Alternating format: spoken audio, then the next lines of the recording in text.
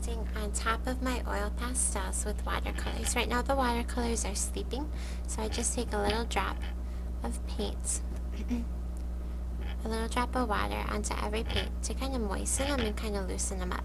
The first technique I can do, I can just paint with water, get an area wet, and then get my brush loaded up with paint, kind of dab it into that water, kind of watch how it swirls around. Rinse your brush really good, wipe it, don't tap it, wipe it on the lip, dry it with a towel if you need a new color, and you can kind of blend other colors together. It's called wet on wet. And we want our brush to be really clean in between every color so our paint tray stays clean. So I dried off with a towel in between every brush. Another technique is called dry brush. So your paint is wet, your brush is kind of dry. So this is good if you want to do like grass or get some texture. See how it's kind of bristly? That's called dry brush. This is great for grass. Now I wash my brush, wipe it up. If I get too much paint in an area, I could do something called lifting, where I take my paper towel, I lift up the paint. I could leave it like that, or I could try dabbing it somewhere else too. That's called lifting.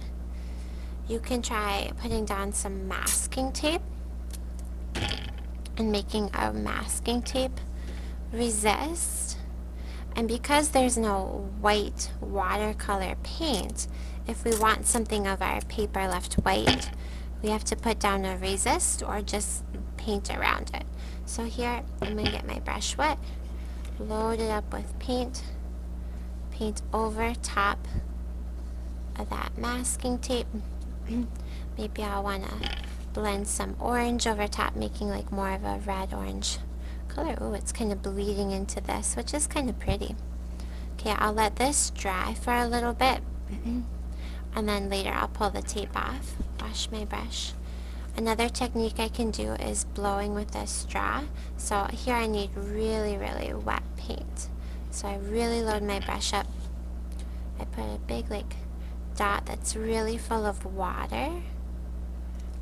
I take my straw and I have to point it down and blow out. And that kind of moves that paint around. Maybe I'll turn my paper.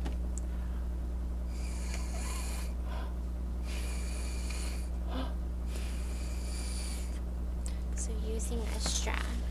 Okay, so we had dry brush, we had kind of a wet on wet. Here we're doing two colors together, color on color. We have the straw, and we had a masking tape resist. I'm going to carefully pull up an edge of my masking tape, revealing the white underneath. I hope you have so much fun trying these techniques. I'm going to just blot that out, and I can reprint it somewhere else if you like that.